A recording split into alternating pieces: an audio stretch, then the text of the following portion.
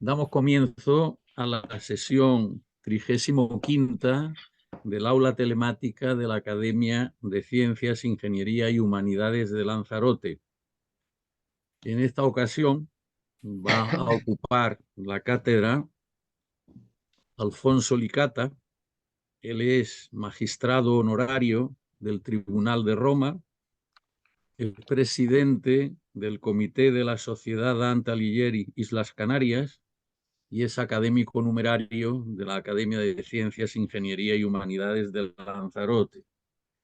Es un romano, italiano, como hemos dicho, residente y muy querido en nuestra isla de Lanzarote, y nos va a hablar de un tema en el que él pues no solo es experto, sino que nos ha publicado ya 2 libros, y además en las lenguas inglesa, italiana y española. El título que ha elegido para su conferencia de esta tarde es El redescubrimiento de Canarias por Lanzarote Malocelo, consecuencias directas de carácter histórico, geográfico, etnográfico, antropológico y religioso. Pues querido Alfonso, somos todos oídos, así que redescúbrenos las Canarias. Bien. Tienes que abrir el micro, ¿eh? Y los demás, por favor, lo cerramos. ¿Me oye? ¿Se oye? Sí, Ah, perfecto.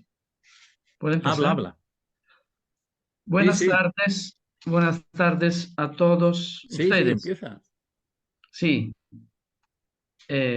antes de iniciar esta charla de carácter histórico, etnográfico y antropológico, quiero anunciar y aclarar preliminarmente que se trata de la presentación de un estudio específico de investigación, procesamiento e interpretación de datos y elementos documentales incontrovertibles que, sin embargo, necesariamente conducirán a las consideraciones y conclusiones personales que pueden ser compartidas o no, total o parcialmente. Bien, sabemos que las Islas Afortunadas representaron desde la época clásica un lugar donde se concentraban mitos, leyendas e hipótesis literarias. Autores como Plutarco, Salustio o Plinio el Viejo hablan reiteradamente de archipiélagos a lo que le llaman Hespérides o Islas Afortunadas, situadas más allá de las columnas de Hércules. El descubrimiento del archipiélago canario se debe probablemente a los navegantes fenicio-púnicos que llegaron hasta el lejano poblado de Cerne, correspondiente al actual islote de Mogador, en la costa atlántica de Marruecos. Este es el asentamiento más austral documentado por la arqueología, cuyos inicios se remontan al siglo VII a.C. Sin embargo, los primeros datos ciertos y fidedignos sobre el archipiélago se remontan a la época romana y se deben a la expedición exploratoria solicitada por el rey de Mauritania, Juba II, a finales del siglo I a.C. La antigua Mauritania correspondía al territorio actual entre Algeria y el norte de Marruecos.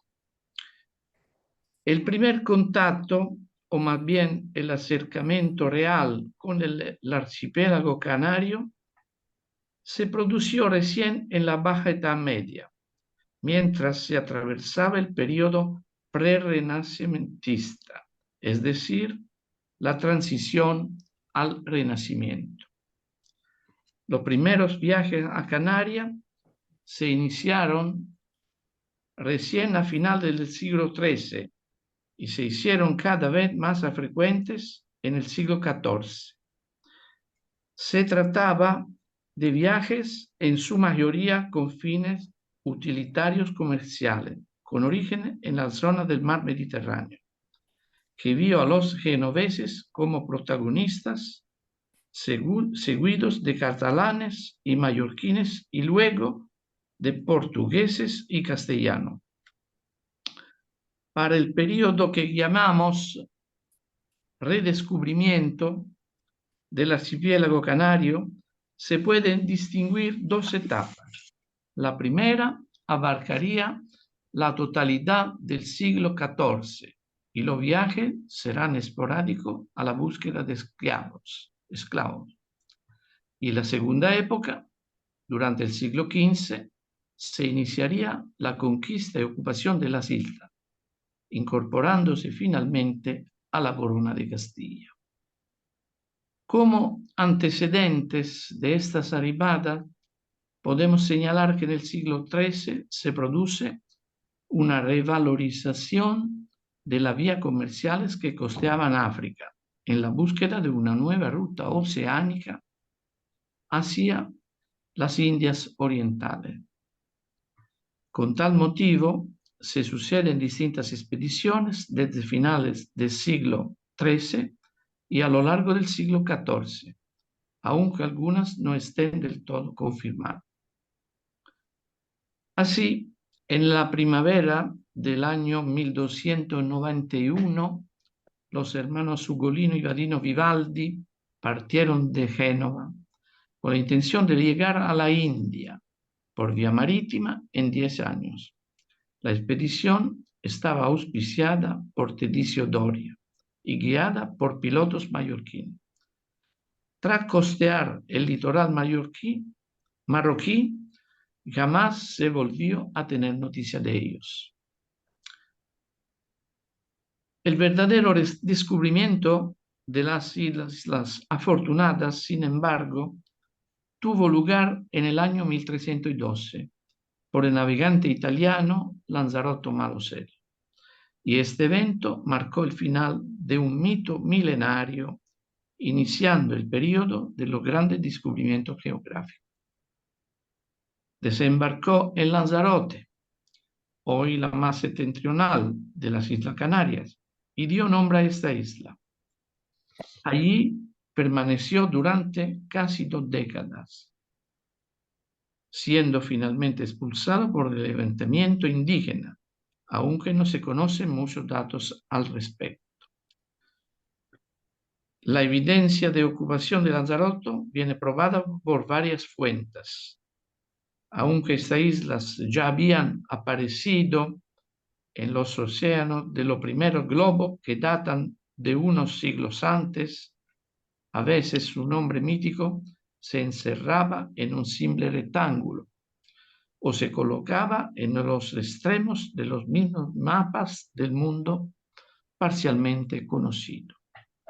Solo en 1339 este territorio apareció finalmente bien definido como isla real y señalado como ínsula genoveses, quedará atestiguado en este portulano de Angelino Dulcer en 1339, que reproducirá de forma incompleta a las islas con su insignia de la bandera de Génova sobre la isla de Lanzarote. En 1351 el portulano Mediceo Laurentino representa todo el archipiélago. La siguiente expedición había salido de Lisboa, organizada por italianos y portugueses en el año 1341, y resulta de grande interés por ser la primera descripción que se hace del archipiélago y sus aborígenes, debida a uno de sus jefes. El rey de Portugal es quien abastece la flota y este patronazgo es lo que argumentará Alfonso IV de Portugal a reclamar sus derechos sobre la isla. La empresa estudió bajo la dirección técnica de los italianos, entre quienes se destacan Nicoloso d'Arecco y Angiolino de Teglia de Corbizzi, capitán de la misma. Esta expedición se relata en un fragmento de un diario de Giovanni Boccaccio, el de Canaria di Insulis Reliquis Ultra Spaniam Noviter Repertis, que transcribe una carta de ciertos mercaderes florentinos que informaban sobre una expedición organizada por el rey Alfonso IV de Portugal. Capitaneaba la expedición Angiolino de Tezza y el piloto era Nicoloso d'Arecco. Respecto a la información sobre la prehistoria de Canarias, aporta los siguientes datos. Algunas islas estaban deshabitadas y otras diferentemente pobladas. Gran Canaria era la más poblada. Había hermosos árboles. Aprovechaban la condición climática porque cultivaban mejor en el norte que el sur. Abundaban las cabras, carneros y cerdos. Sus vestidos eran cosidos habilidosamente. Este diferenciaba su estatus social y el estado social de las mujeres. Usaban pinturas para colorear su vestido. Eran respetuosos entre ellos. Esto es muy importante. Obedecían y respetaban a su jefe. Se repartían los alimentos. Eran alegres y risueños. Cantaban y bailaban. Eran excelentes nadadores. Estaban acostumbrados a estar en un barco. No tenían embarcaciones, pero en el relato se les posibilita la comunicación con otras islas a nado. Tenían casas de piedra con cubiertas de madera. Realizaban otros edificios diferentes a casas. No conocían el uso de monedas, perfumes, espadas o sables. Conocían un sistema de numeración. Respecto a la información que obtenemos sobre la cultura medieval europea, en el momento en que se realiza la expedición, obtenemos los siguientes datos. Los reyes de entonces, como Alfonso IV de Portugal, encargaban expediciones como esta, con un objetivo claro, de posesionarse del territorio, por lo que llevaban armas de guerra y caballos, pero al no tener las islas elementos de su interés, abandonaron el objetivo. En esas empresas se empleaban personas de diferentes países, florentinos, genoveses, castellanos. Importaba que conociesen el arte de la navegación. Lisboa y Sevilla eran dos ciudades importantes que acogían a mercaderes interesados en negocios de la navegación. Los marineros conocían perfectamente la localización del archipiélago. Apreciaban el buen calado de sus puertos para anclar y abastecerse de agua en sus calas. Aprecian que los aborígenes canarios eran menos salvajes que muchos españoles. De las 5 islas habitadas que ciertamente formaban parte del archipiélago canario, Nicoloso d'Arecco entendió la diversidad étnica y cultural que existía entre las mismas islas al constatar la existencia de diferentes lenguas, atribuyéndolo a la falta de comunicaciones y a la ausencia de tráfico marítimo entre ellos. El texto de Boccaccio solo proporciona información sobre la población de las dos primeras islas visitadas por la expedición. A diferencia del Petrarca, que destaca la ignorancia y la soledad salvaje de los habitantes de las Islas Canarias, destacando cómo seguían por sus instintos naturales más que por el libre albedrío y negándole cualquier forma de autonomía cultural, Boccaccio describe a los indígenas de la isla de Gran Canaria como valientes, fuertes, muy inteligentes.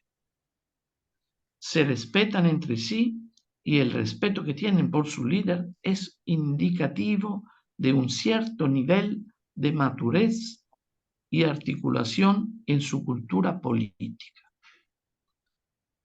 No están nada familiarizados con la civilización europea. No conocen las monedas de oro ni de plata, ni siquiera las especias. El texto de Boccaccio, si observamos atentamente, pone de relieve un claro contraste entre estos objetos, símbolos del materialismo de la civilización europea, y la gran confianza y lealtad que existe entre los nativos, demostrada por el hecho de que no se come nada sin antes dividirlo en partes iguales. De este fragmento podemos resaltar algunas de las características que a ojo de los líderes de la expedición podrían considerarse ejemplo de barbarie. La primera era la vida pastoril, a expensas de la agricultura y el hecho de que la isla estaba inculta. El segundo se refiere a la desnudez colectiva y indiscriminada de hombres y mujeres. La imagen de salvajes atribuida a los habitantes de la primera isla, la isla de Fuerteventura, en el texto de Boccaccio, contrasta radicalmente con la imagen positiva de los habitantes de la segunda isla, que explícitamente el texto indica es Canaria, la actual isla de Gran Canaria. Boccaccio plasma en su obra varios elementos típicos del imaginario de la civilización medieval que pueden explicar por qué, a diferencia de los salvajes de la isla de Fuerteventura, los habitantes de la isla de Canarias fueron percibidos positivamente bajo la mirada de D'Arecco. Estos elementos son la autoridad y la jerarquía social, habilidades de comunicación, apariencia física, capacidad mental y comportamiento, y la vida agrícola, sedentaria y civil. En cuanto a la autoridad y la jerarquía social, Boccaccio subraya que algunos parecían mandar sobre los demás. De Canarias, además de estas características consideradas propias de una sociedad civil, también atribuyó a los habitantes canarios el hecho de practicar el matrimonio, tener un sistema numérico y también una religión, dada la existencia de una capilla o templo situado en la ciudad visitada por los expedicionarios.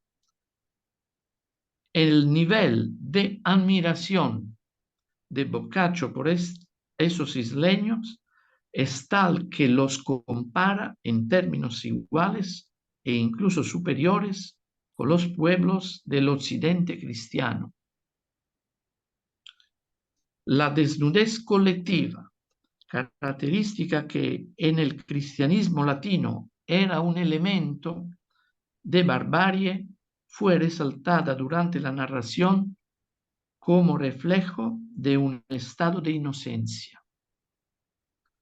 Estas dos representaciones, tanto la de los habitantes de Fuerteventura como la de los habitantes de Canarias, en realidad no son contradictorias entre sí, ya que ambas responden al mismo principio etnográfico utilizado por los escritores medievales del occidente cristiano, es decir, que de generación, aún a través de dos modelos diferentes. Por un lado, los habitantes de Fuerteventura son representados utilizando el modelo de los, entre comillas, salvajes, en el que las personas eran relegadas a nivel más bajo del ser, es decir, infrahumanos, hombres salvajes, como fue el caso de estos isleños, mediante una discriminación que contempla principalmente aspectos culturales, más que los ligados a la apariencia. Los habitantes de Canarias, sin embargo, están representados siguiendo el modelo del, entre comillas, buen salvaje, más utilizado por comentaristas que por observadoras, como en el caso de Boccaccio. Los salvajes de Fuerteventura aparecen explícitamente en el peldaño más bajo de la escala de valores de la humanidad. Como antítesis y punto de referencia para poder definir la barbarie de esta última, implícitamente, el occidente cristiano se revela a través del testimonio de D'Arrecco y la pluma de Boccaccio como una civilización. Y finalmente, en un punto intermedio de la cadena, están los habitantes de Canarias, que sin ser totalmente salvajes ni civilizados, aparecen en un estado casi mítico en el que el estado natural es un estado afortunado, digno de emulación por los hombres civilizados.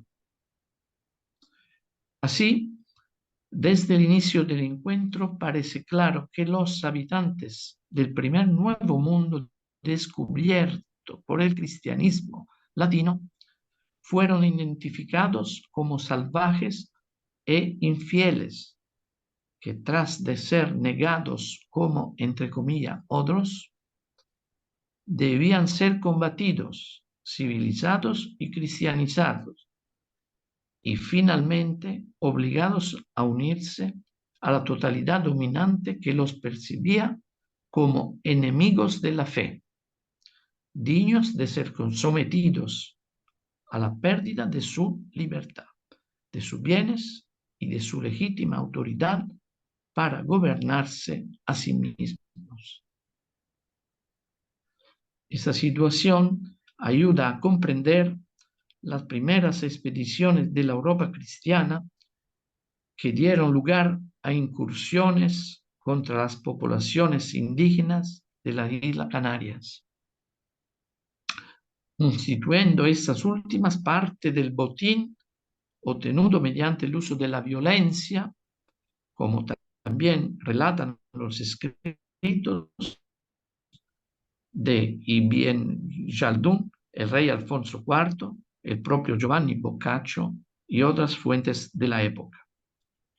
Junto a los italianos que utilizaban los puertos de Andalucía para sus internamientos en el Atlántico, la corona de Aragón, bajo cuyo dominio estaban los reinos de Cataluña y Mallorca, tendrá en la segunda mitad del siglo XIV un protagonismo indudable en los viajes a Canarias y a la zona de África al sur de estas islas.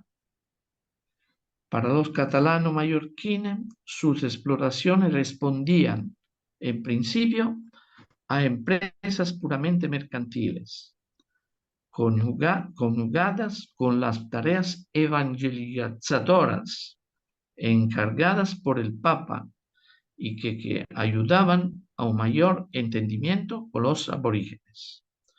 Sin embargo, no podemos desdeñar en absoluto esta correlación de intereses, ya que entra de lleno en la mentalidad impregnada de religiosidad de la época. Pero la mayor importancia que tiene Canarias para esos navegantes es la de servir de plataforma de operaciones en el continente vecino.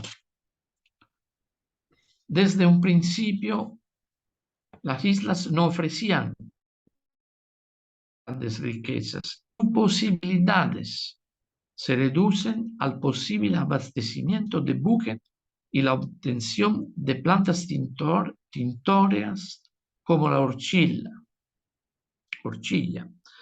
siendo la única fuente de ingreso rentable la captura de los esclavos. Por parte de la Iglesia, la conquista misional de las islas estuvo encomendada desde los primeros momentos a los frailes, pertenecientes en su mayoría a las órdenes religiosas de franciscanos y dominicos.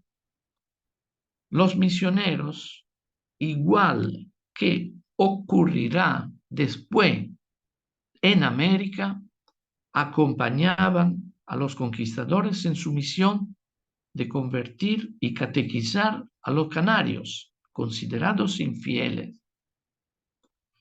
En muchos casos, las misiones se adelantaban a la acción militar, toda vez que preparaban a los nativos para facilitar el sometimiento. También eran las órdenes religiosas las únicas instituciones que se ocuparon de la enseñanza.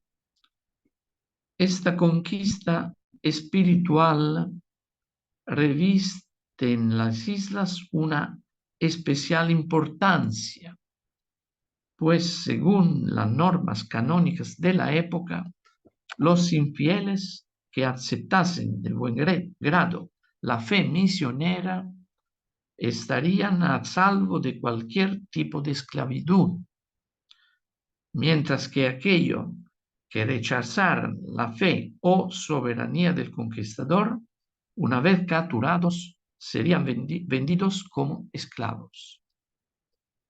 La acción evangelizadora comenzó tempranamente en la segunda mitad del siglo XIV y fueron frailes mallorquinos y catalanes los que fundaron las primeras misiones en la isla de Gran Canaria. Fruto de esta labor, que fue la erección de un primer obispado, el 15 de noviembre de 1344, el Papa Clemente VI proclamó a don Luis de la Cerda príncipe de la fortuna por la bula Tue Devotionis Sinceritas. Esta bula otorgaba al príncipe plena jurisdicción en las islas afortunadas y derecho de patronato. Le imponía la obligación de predicar el evangelio entre los infieles y la autorizaba a fundar iglesias y monasterios. Para el futuro proveía el nombramiento de obispos, sacerdotes y religiosos. El proyecto fracasó por el poco apoyo recibido de los reyes cristianos, a pesar de las cartas de recomendación del pontífice y por el fallecimiento de don Luis de la Cerda en 1348.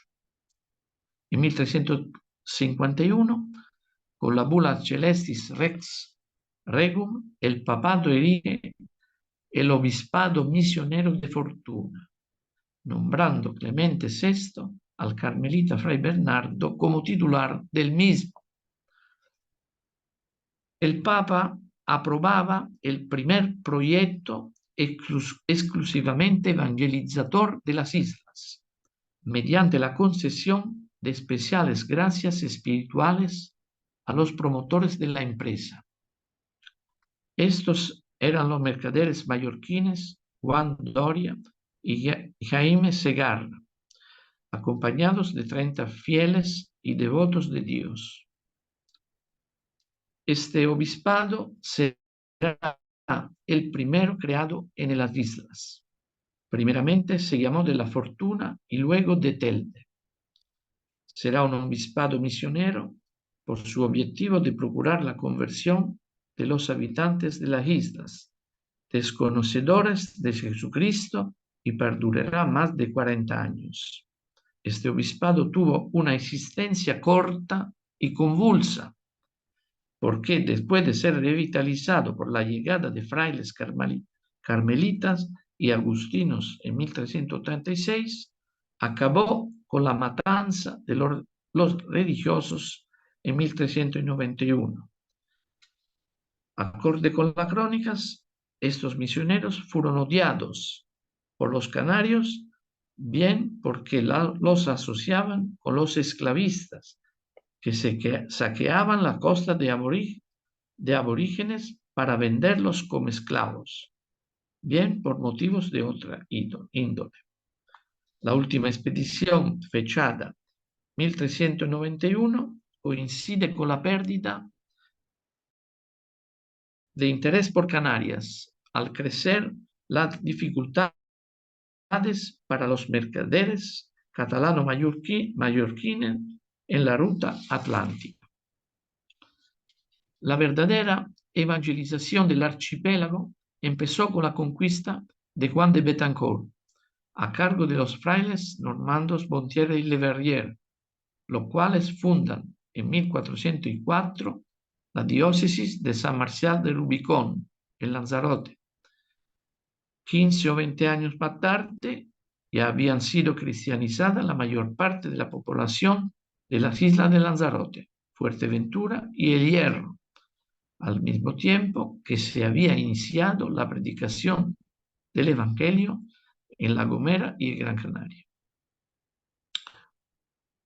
Los frailes en este tiempo habían preparado un catequismo para el uso de los canarios.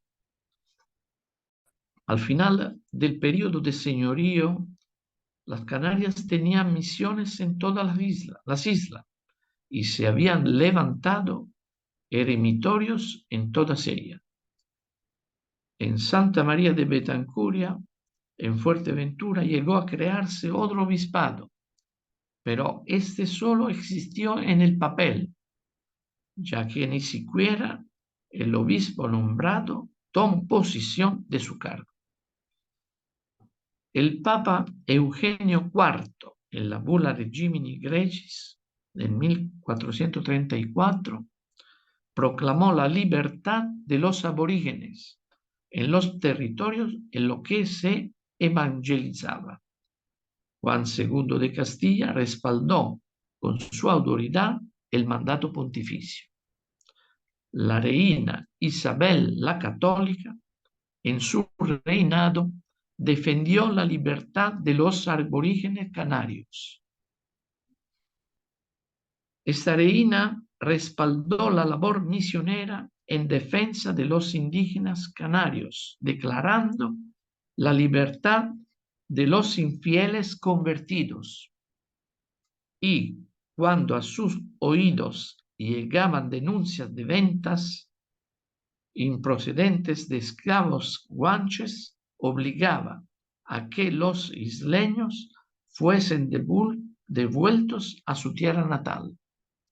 Debemos hacer constar que generalmente estas denuncias partían de frailes o obispos. En 1477, conociendo que se traían esclavos de Canarias, la reina mandó que se liberaran y prohibió su venta y reparto. La reina con esto se acogía a la doctrina pontificia sobre la libertad de los indígenas. Esta esta actitud liberadora de la corona en las Islas Canarias prosiguió en América, como muestra la Real Cédula de 2 de diciembre de 1501, hasta tal punto que los reyes católicos mandaron encarcelar al mercader Cristóbal Guerra por haber maltratado y vendido en Andalucía a indios que había traído como esclavos. El mercader también tuvo que devolver el dinero recibido por la venta. Los indios fueron puestos en libertad y devueltos a su comunidad. A final del siglo XV, el riesgo de que las Indias se convirtiesen en un inmenso mercado de esclavos, un destino al viejo continente, era muy elevado por el fracaso económico de la factoría colombina. Desde luego hubiese sido la solución más rápida al problema de inviabilidad económica al que se estaban enfrentando las colonias. Por fortuna, la soberana Isabel inauguró una política de protección del indio que a medio o largo plazo evitó la trata masiva de indios. Así pues, la reina católica, lejos de aceptar este proyecto, determinó por una real provisión fechada en Sevilla en 1500 que los indios que se encontraban en Andalucía, enviados por Cristóbal Colón, se pusiesen en libertad y se devolviesen a sus naturalezas en el continente americano. Sin duda, esta Real Cédula supuso un auténtico hito en la historia social de Hispanoamérica. La experiencia que se tuvo en la colonización y cristianización de las Islas Canarias sirvió de fundamento al principio rector formulado por la reina Isabel en su testamento, al mandar que en las Indias y tierra firme del mar Océano, descubiertas o por descubrir, fuesen cristianizados sus habitantes y que no se consintiese que los indios, vecinos y moradores, recibiesen agravio alguno en sus personas ni bienes, y que fuesen bien y justamente tratados. ¿Qué conclusión podemos extraer del redescubrimiento de Canarias por Marocel? Primero, principalmente, la evidencia de que las islas han dejado de ser un mito, un lugar remoto y desconocido, para convertirse en un paraje frecuentado y codiciado por los mercaderes y aventureros, y para incorporarse al conocimiento geográfico de la época. El redescubrimiento del archipiélago marca el avance de la cartografía hacia el sur del mundo conocido. El viaje de Malocello, por tanto, tiene sobre todo el mérito de haber abierto el camino a futuros descubrimientos geográficos por parte de otros valientes exploradores hasta llegar a Cristóbal Colón. Segundo, con los primeros viajes de Lanzarote y de Nicolás d'Areco, los europeos llegaron a territorios habitados y deshabitados que anteriormente no conocían. La mayoría de los territorios ya estaban habitados. Los navegantes catalano-mallorquines patrocinaron diversas expediciones a las Islas Canarias, que tuvieron por finalidad el establecimiento de relaciones comerciales, la creación de bases de apoyo mercantil a la navegación en esa parte del océano, el dominio territorial y la soberanía exterior, y el control político auxiliado por el proselitismo religioso, la evangelización y la conversión de las poblaciones indígenas de Canarias. Pero en ocasiones también tuvieron como consecuencia el desarrollo del tráfico humano. En mi libro, Lanzarote Malosello de Italia Canarias, el segundo tomo del 2018, se encuentra en forma integral el primero acto notarial de venta de la primera esclava canaria de la historia, llamada Tamazizazen, con fecha 26 de octubre del 1342.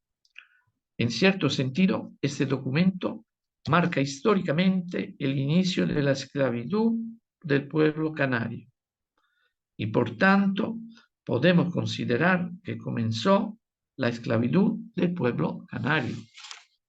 Tercero, se inició un proceso en las islas aún libres de presencia cristiana por parte del Papa Clemente VI, quien, después de haber creado el Reino de la Fortuna, 7 años más tarde estableció y dio el mismo nombre a la primera diócesis para intentar poner fin a la depredación y actividad sobre hombres indefensos e ingenuos ejercida por corsarios, así como para realizar actividad misionera en las islas.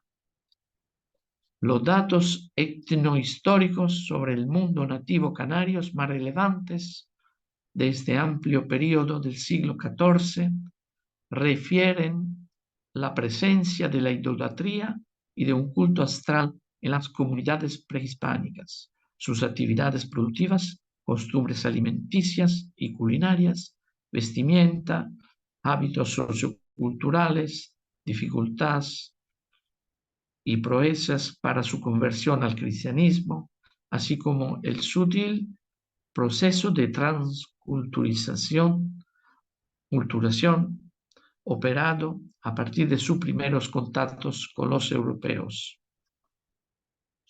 Sobre esto particular, resultan llamativas la evangelización de los canarios en su lengua vernácula, empleándose intérpretes o cautivos bautizados de expediciones precedentes instruidos en la lengua catalana, así como el habituallamiento de productos realizado por los mallorquines para su viaje de 1352. Entre ellos destacamos la presencia de cereales, trigo y cebada para el consumo y como simiente vino, aceite, instrumentos de hierro, brea, áperos y animales de labranza. Si aceptamos la afirmación presentes en el canarién, algunos de estos elementos importados contribuyeron al establecimiento de relaciones comerciales entre los navegantes y las sociedades indígenas por espacio de más de 40 años. Pero si además complementamos estas noticias con los registros documentales oficiales citados relativos al asentamiento de mallorquines en Gran Canaria, es obvio que la introducción de instrumentos metálicos, especies comestibles, productos foráneos, animales y áperos de labranza, trajo consigo una sustancial y progresiva transformación tecnológica y productiva de consecuencias muy amplias. Cuarto punto. El informe de viaje de Nicoloso D'Areco a Canarias resulta de alto valor científico y sociopolítico, ya que contiene rica información de gran importancia histórica, geográfica y etnográfica. La información recibida de Boccaccio a través del relato de viaje de Nicoloso d'Arecco, contribuyó ciertamente a dotar a Boccaccio de una interpretación antropocéntrica. Sería lo que sitúa el hombre en el centro de toda consideración y clasificación, ya no ligada a la construcción teocrática y bíblica del mundo medieval, ahora destinada a ser suplantada y reemplazada por la geografía de los sabeadores de mar genoveses y los comerciantes. En efecto, la Tierra seguía inmóvil en el centro del universo hasta Galileo y Copérnico, pero ya no tenía su conformación cosmológico, teocrático y bíblica medieval.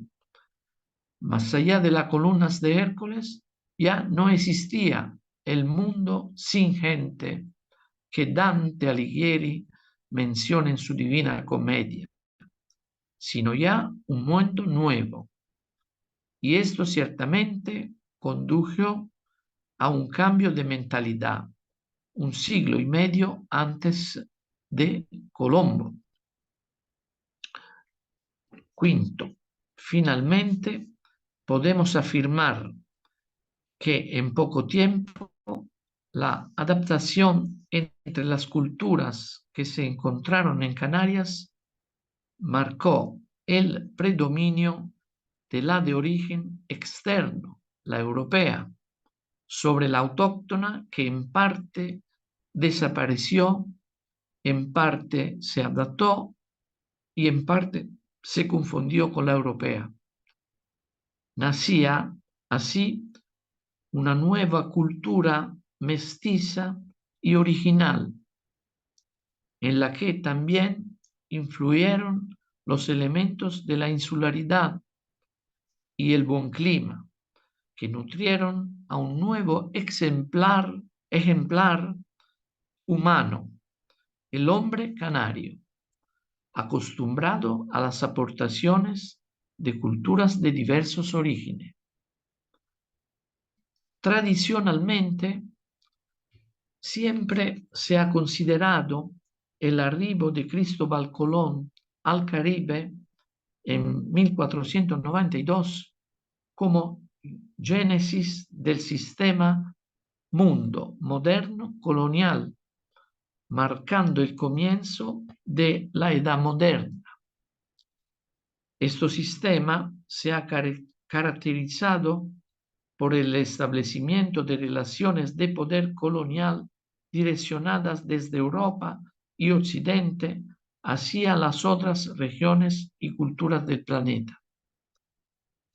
Esto se llevó a cabo desde la autopercepción y autodefinición del mundo occidental como civilizado y moderno a partir de la confrontación con sus alteridades coloniales, que fueron pensadas como primitivas y salvajes, siendo éstas relegadas a un estado de naturaleza diferenciado de la esfera de la cultura propia de los seres humanos. Se considera erróneamente que los indígenas americanos, sometidos a un proceso de racialización, fueron los primeros en ser clasificados, jerarquizados y gobernados bajo la identidad colonial del, entre comillas, indio, con la que fueron articulados a la producción de mercancías y el mercado mundial dentro de dicho sistema. El proceso se basó en la idea de que se extendió como operación epistémica de control capaz de establecer diferencias irreconciliables entre colonizador y colonizado. De esta forma, se estructuró el fenómeno de la colonialidad como patrón colonial de poder permeado por una lógica de control, dominación y explotación. En ese modelo se describe y legitima el poder que se ocultó tras los discursos de salvación, progreso, modernización o bien común proclamados por las narrativas históricas de la modernidad europea, cuya dirección tiene como objetivo y modelo a la propia Europa y a Occidente. Dicho esto, el proceso de racialización que dio origen al, entre comillas, canario, bajo la hipótesis de que aquella identidad colonial fue configurada por la cristianidad como una alteridad salvaje y primitiva, tuvo lugar con más de un siglo y medio de anticipación al primer arribo de Cristóbal Colón al Caribe. Esto se entrevé en el marco de un proceso de conquista y colonización bajo el estandarte del cristianismo, como religión, pero también como cultura y ideología de la modernidad europea y diseño global proyectado sobre Canarias y sus indígenas. Los viajes de redescubrimiento han ampliado entonces enormemente no solo los horizontes geográficos, sino también los culturales de los europeos que descubrieron que las Islas Canarias, primero, y las tierras americanas después, no conocían la predicación evangélica como erróneamente afirmaban las Sagradas Escrituras. En ese punto se desarrolla un debate a nivel religioso y cultural. Los descubrimientos pusieron en duda lo que hasta el siglo XV había sido una creencia unánime de los teólogos medievales. Es decir, que no había país en el mundo en el que el Evangelio no hubiera sido predicado y que la fe de Cristo había penetrado en todo el mundo por boca de los apóstoles. Se trataba en este punto de establecer qué posibilidades de salvación tenía el hombre virtuoso que permanecía ignorante de la religión. La pregunta era la siguiente: para obtener la salvación, según la teología medieval, ¿era necesario el conocimiento directo de las Sagradas Escrituras o el pueblo sin culpa ni voluntad que permanecía ajeno a la Iglesia podría haberlo logrado, incluso mediante una intervención directa del Todopoderoso por una acción divina cuya naturaleza y formas no se conocían? Sin embargo, a través de la multiplicidad de tesis debatidas a lo largo de todo el siglo, hemos llegado esencialmente a admitir que las condiciones indispensables para la salvación son alcanzables en todas partes del mundo, aunque no con los únicos medios naturales del hombre, sino mediante la divina asistencia. Así, en la Edad Media se llegó a una concepción más universalmente humana, más capaz de acoger en la fraternidad cristiana incluso a los pueblos de la nueva tierra y de todo el mundo, lo que significaba afirmar la igualdad fundamental de todos los hombres y de todas las naciones, como lo habría apoyado el fraile y obispo católico español Bartolomé de las Casas, quien al defender al nativo americano defendía al hombre como tal. Entonces, si el hombre canario precedió al hombre indio del Nuevo Mundo como identidad colonial primitiva y salvaje, alteridad de un mundo occidental moderno y, entre comillas, civilizado, cabe preguntarse si realmente la modernidad, la colonialidad y, por tanto, el mundo moderno colonial tuvieron su nacimiento en 92. En mi opinión, la llamada era de los descubrimientos o la era de la exploración se inicia con el redescubrimiento de las Islas Canarias por Lanzarote Malosello, que constituyeron el primer trozo del Nuevo Mundo. Siempre he sostenido que hay que reescribir la historia sobre el inicio de la Edad Moderna y del Nuevo Mundo. Además, debe tenerse en cuenta que el recién redescubrimiento de un antiguo manuscrito medieval llamado Crónica Universales, escrito por el fraile dominico italiano Galvano Fiamma, anticipa el descubrimiento de América en unos 150 años, haciéndolo coincidir substancialmente con la época del redescubrimiento de Canarias, que en mi opinión debe tomarse en lugar del año 1492 como referencia convencional para diseñar históricamente el final de la Edad Media, el comienzo de la Edad Moderna y el descubrimiento del llamado Nuevo Mundo.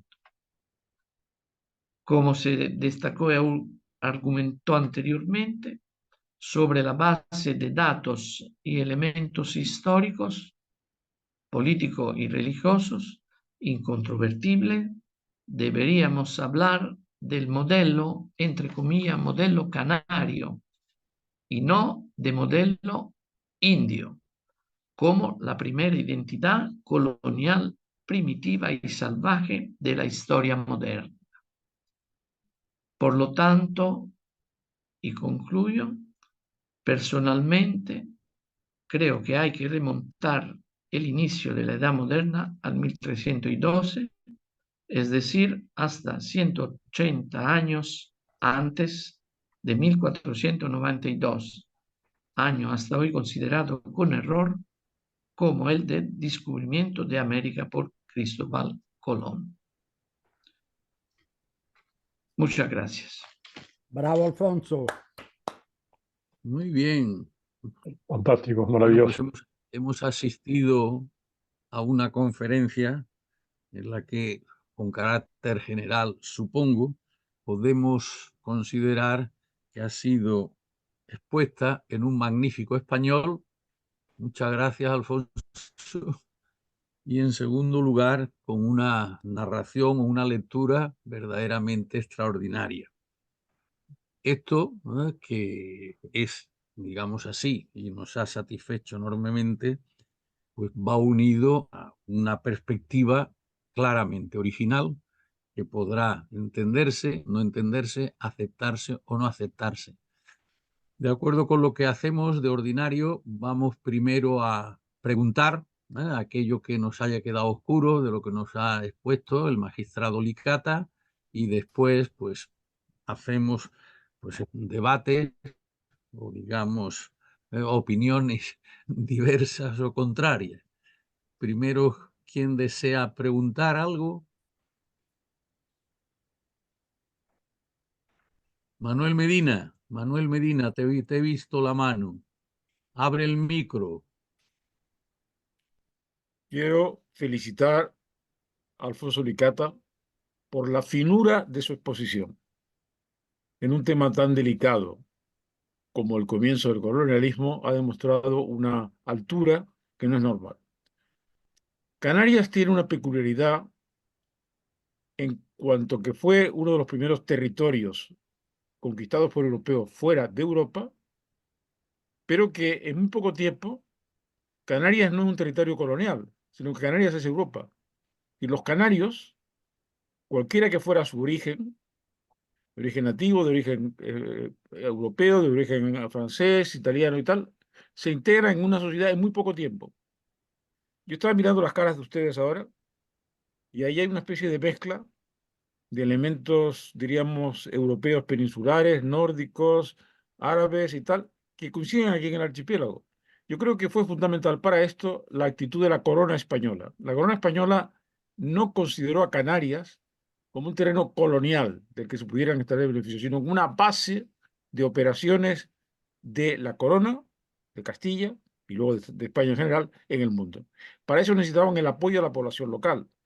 Con lo cual, aunque hubo episodios violentos, como por ejemplo, bueno, los primeros episodios de la conquista, por ejemplo, el enfrentamiento con Doramas y otros en Gran Canaria, la lucha con el norte y sobre todo la persecución y de Mallorca, de los mallorquines en Gran Canaria.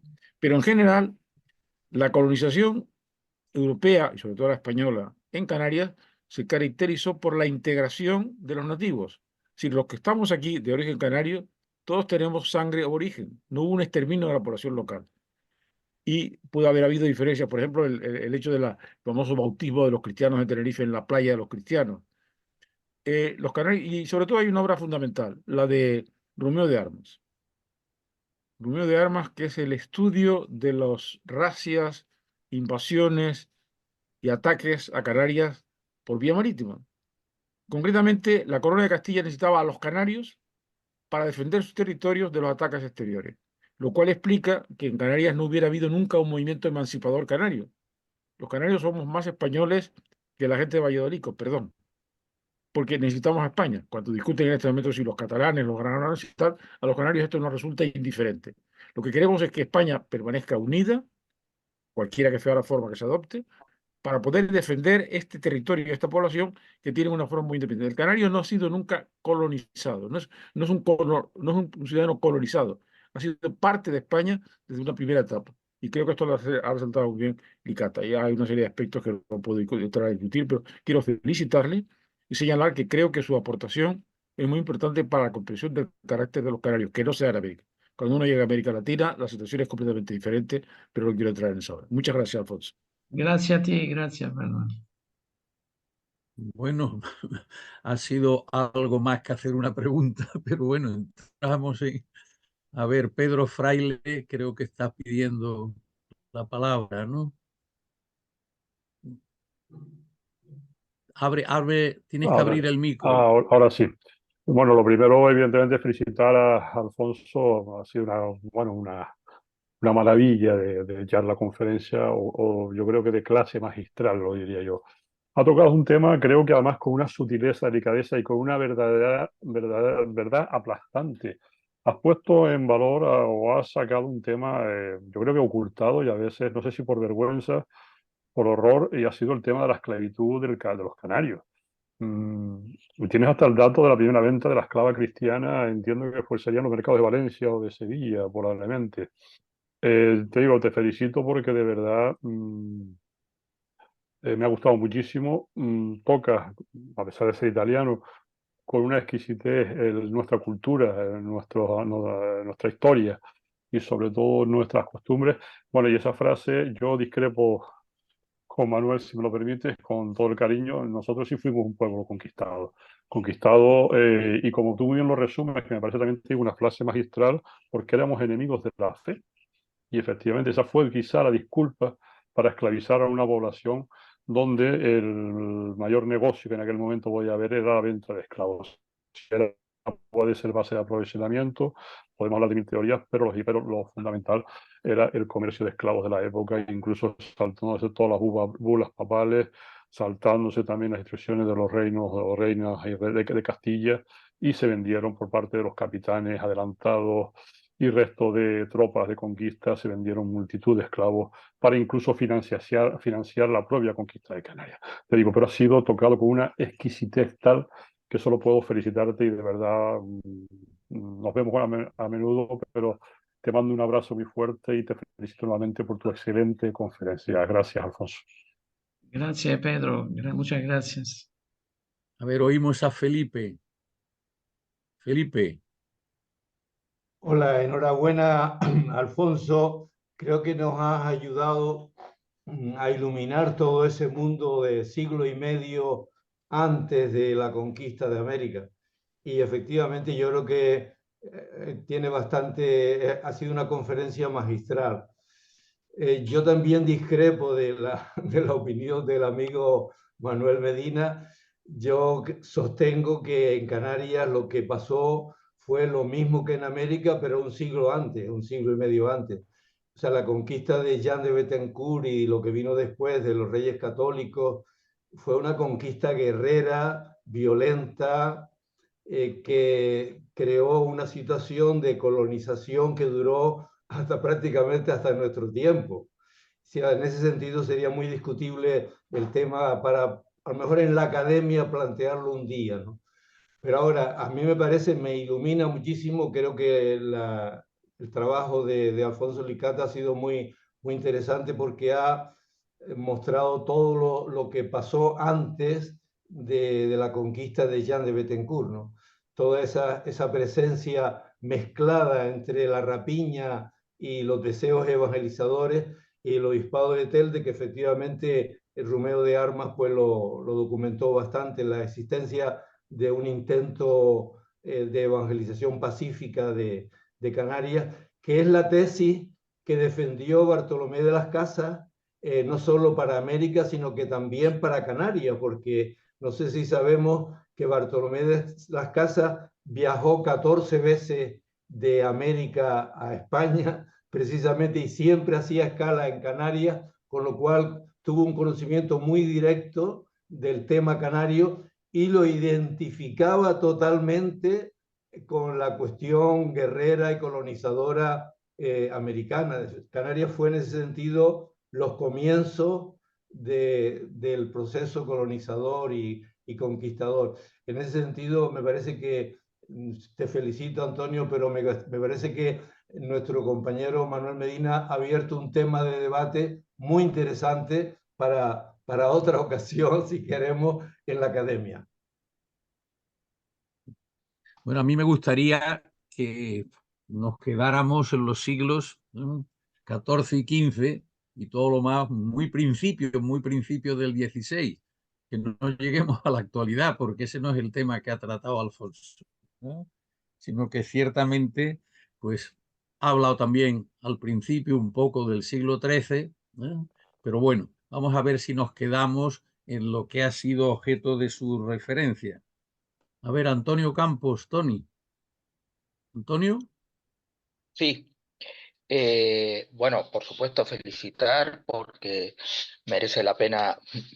Esta conferencia es extraordinaria en el sentido de que añade muchos elementos que se desconocen, porque ya sabemos que la historia de Canarias está oscurecida por lo que vino después y por la falta de atención, y en los últimos años se van descubriendo y se van hilvanando nuevos elementos.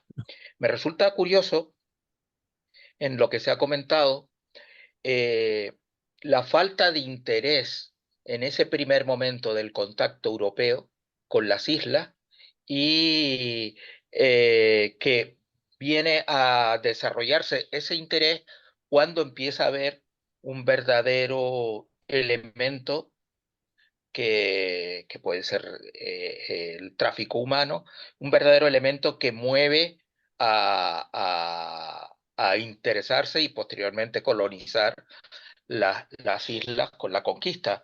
Me parece que es decir, esos primeros contactos hablan mucho de Canarias también. O sea, tanto los antiguos, aquellos de los que se han comentado aquí, de los propios romanos, como últimamente sabemos que en la isla de Lobos hay un yacimiento con presencia romana, a falta de mayores confirmaciones, pero están ahí. O sea, que el pueblo o los pueblos canarios realmente entraron en contacto con algunos navegantes, con algunos comerciantes, y sin embargo convivieron con ellos sin ese espíritu de conquista y colonización que después se generó en el siglo siguiente. Y eso me parece interesante, y quizás la pregunta va por ahí. O sea, cómo hay un proceso primero de contacto, incluso probablemente esos contactos generaron algún tipo de mejora social o de mejora de la tecnología o lo que fuera, y después eso se convierte, sin embargo, ya en una relación de conquista que viene muy posteriormente. Gracias, Bien. Alfonso. Sí.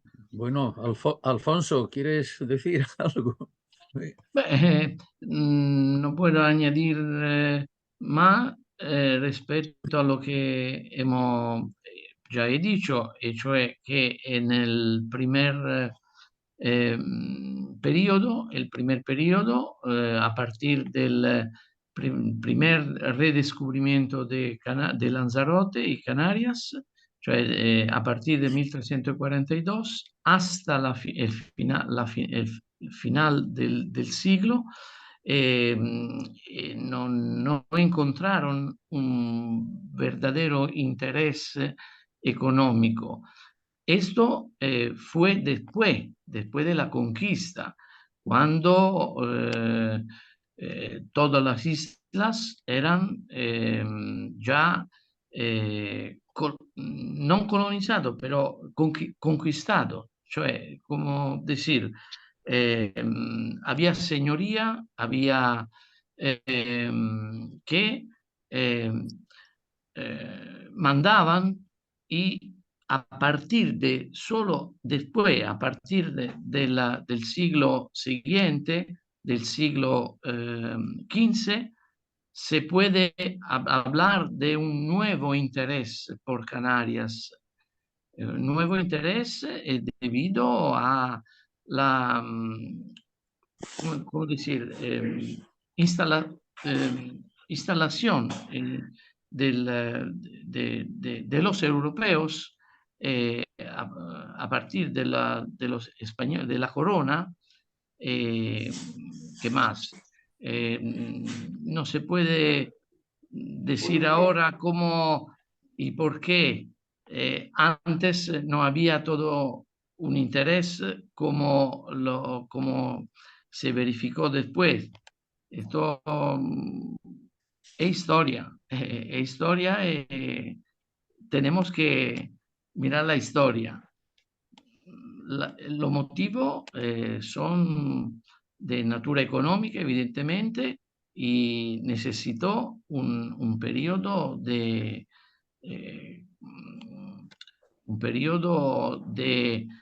¿cómo decir?, acostumbramiento de los europeos que no entendieron antes diciamo, la importancia del archipiélago canario. Esto se verificó después, con tiempo, con eso, digo solo esto. A ver, algo más.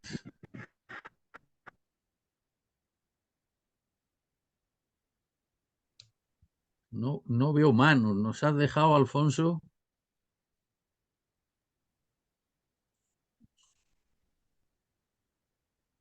A ver, no sé si puedo. Bueno, Jordi, pues, Jordi, si Jordi no hay Martí, más, Jordi Martí quiere hablar. pues no veo la... Ah, Jordi. Muchas gracias. Sí, Jordi. Gracias. Felicitar al magistrado Licata, ha sido un placer seguir su exposición. El compañero Pedro Fraile ha introducido la sorpresa de que se ha documentado ya el primer intercambio de esclavos mucho antes, ¿no?, de la presencia de la corona y de las expediciones transatlánticas hacia América. A mí me ha preocupado siempre un tema que me cuesta mucho de poder citar, es el desplazamiento de población canaria hacia el Caribe, en lo que hoy es Dominicana. Parece que hay registros de esclavos canarios desplazados hacia la isla cuando empieza a escasear la mano de obra india, digámoslo así, la nativa, la originaria de Dominicana. Yo no sé si usted, profesor Licata, puede encontrar alguna manera de ligar esto. ¿Cómo podemos explicarse esto? Es natural que con el pasar del tiempo todo se va a madurar. Y su pregunta es si los canarios se desplazaron a otra isla. No, desplazamiento voluntario parece que no fue. Parece más que fue una venta de esclavos canarios hacia América. Sí, sí, sí. Como he dicho, algunos aventureros y comerciantes de esclavos trajeron los aborígenes de Canarias hacia América. Y cuando la reina católica, la reina Isabel la católica, se dio cuenta de esto, intervino y para evitar esto fenómeno. Pero el fenómeno sí se verificó. Se había producido. Sí, sí, es un hecho histórico esto, sí, sí, sí. Gracias, muchas gracias. Muy bien. Yo solo quiero felicitar a Alfonso de manera especial, una conferencia fantástica. Así que, Alfonso, te felicito mucho y muy bien. Gracias. Yo no sé aquí cómo ¿Te hacer. gustaría? ¿Puedo comentar Pues algo? yo creo que no ¿Puedo comentar tenemos algo? más. Roque creo que quiere comentar algo. Sí. Roque. Bueno, en primer lugar, felicitar a Alfonso porque me ha encantado escucharle. Me parece magnífica, ¿no? No sé cómo Yo hacer. quiero hacer una observación un poco intermedia entre lo que dijo Manuel Medina y lo que se está diciendo ahora. Porque además es un tema que a mí siempre me ha preocupado. Hay que distinguir entre la postura de los que dirigen un país, en este caso, o una religión, de lo que hacen las personas que están sobre el terreno y que hacen esas barbaridades. Digo esto porque no se puede acusar, en este caso a los reyes católicos, de que promulgaran la esclavitud para nada. Al contrario, lo que dice Manuel tiene razón. Eso no quiere decir que muchas de las personas que estaban en el terreno, militares y demás, ejercieran la esclavitud.